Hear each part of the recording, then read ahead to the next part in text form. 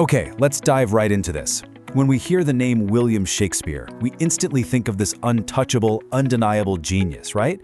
But in today's explainer, we're actually looking at the ultimate underdog story. We're going to see exactly how a regular guy, born into very, very normal circumstances, somehow managed to transform himself into the world's best writer. Seriously, how did a boy from an absolutely illiterate family become the greatest writer in history? It is a massive, incredibly fascinating mystery. Because look, this isn't some story about immense wealth or aristocratic privilege handing someone the keys to the kingdom. Not at all. It's a story of raw hustle, intense curiosity, and just wild self-education.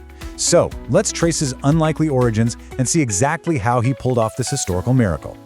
Section 1. The Boy from Stratford. Our story kicks off on April 23, 1564, and I want you to consider the sheer contrast of his youth. His mother, Ori Arden, came from really simple farming roots, and his immediate family, meaning his parents and his 7 siblings, they were entirely illiterate, couldn't read a word. Yet somehow, as a teenager, this kid was just devouring ancient Roman heavy hitters. We're talking Ovid, Seneca, Terence. So you have to wonder, how on earth did he acquire so much deep knowledge when the people in his very own house couldn't even read? It's a total secret that still fascinates historians today. Well, a big piece of that puzzle lies in how he actually lived his life. He got admitted to school at the age of 7, sure, but he absolutely did not want to be your traditional bookworm, not his style. He much preferred outdoor studies and getting out into the real world over just sitting in standard schooling. He somehow managed to, intensify his brain in his own entirely unique way during those teenage years, choosing to absorb the living world around him rather than just staring blankly at classroom walls.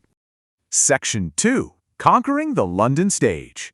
So, as he gets older, he's increasingly drawn to the dramas being performed out in the city markets. Life takes a major pivot for him in 1582 when he marries Anna Adbay. But even then, his intense drive for artistic creation was always in the driver's seat. And then the story just accelerates. In 1592, he takes his massive, scary leap and moves to London, heading straight for the established theater companies. And get this, he literally started by pulling the curtains in the theater. He started the absolute bottom. But through just sheer force of will and hustle, he rises up to become a dramatist, an investor, and an artist, eventually providing actual leadership for the entire theater company. This whole crazy trajectory is captured perfectly in a quote from our sources. Shakespeare, who pulled the curtains, is now a dramatist, investor, and artist. He hustled. He didn't just casually stroll into London and demand to be the star playwright. No way. He learned the theater business from behind the scenes, literally from the ground up. And it was exactly that gritty, ground-level experience that transformed him into London's absolute most iconic dramatist. Section 3. A prolific mastermind. 38. Okay, let that number sink in for a second. That is the astonishing number of full-length dramas he churned out.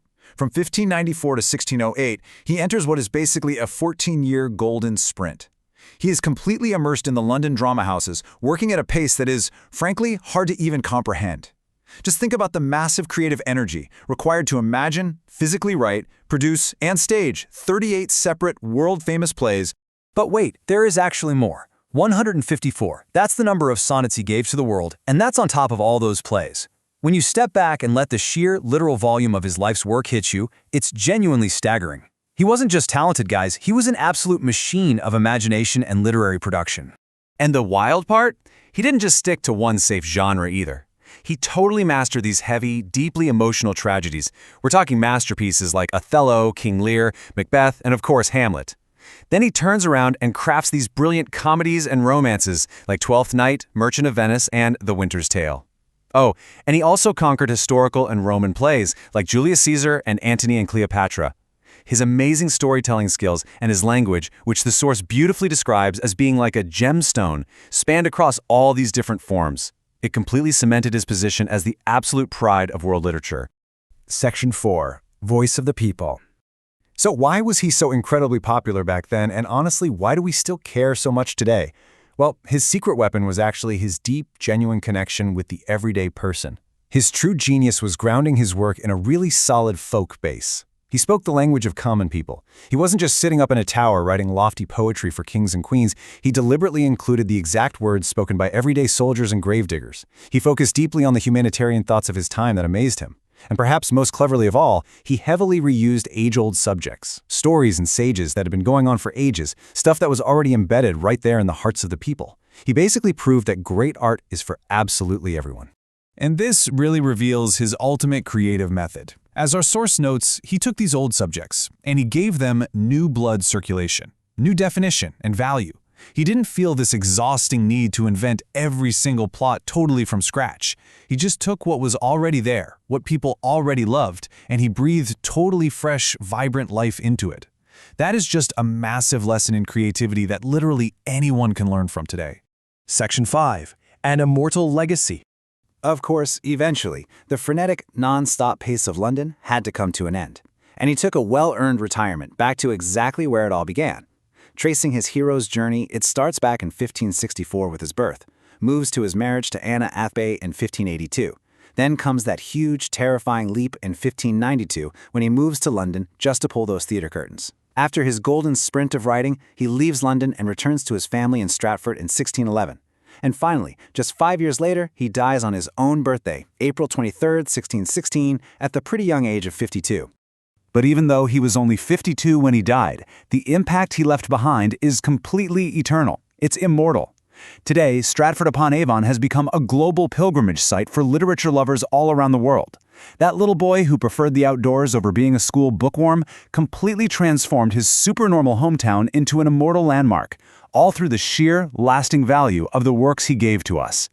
Which brings us to our final takeaway. I want you to think about Shakespeare's greatest trick, connecting with everyday people by reimagining what they already cared about. So, how are you going to pump new blood circulation into the ideas of your own generation, just as Shakespeare did? You don't always have to invent something from nothing. Just take the knowledge around you, stay grounded in the language of the people, and breathe your own unique life right into it.